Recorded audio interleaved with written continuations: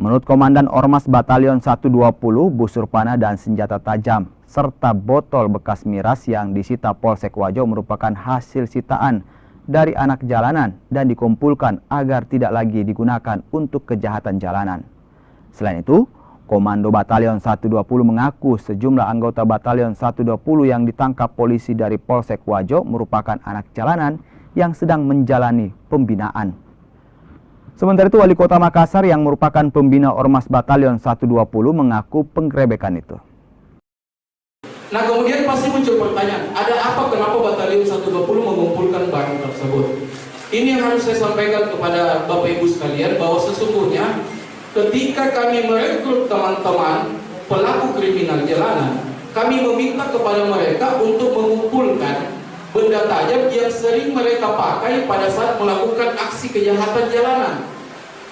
Boleh dikonfirmasi langsung kepada pihak Polrestabes Makassar, dalam hal ini Bapak Kapolrestabes Makassar.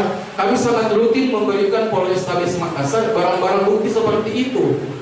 Ya, tapi yang jelas penjelasannya teman-teman batalion adalah setelah di kota ini mereda, setelah mereka masuk batalion 20, ini daerah tetangga ini. Lihat mungkin itu alamatnya, daerah tetangga semua itu alamatnya.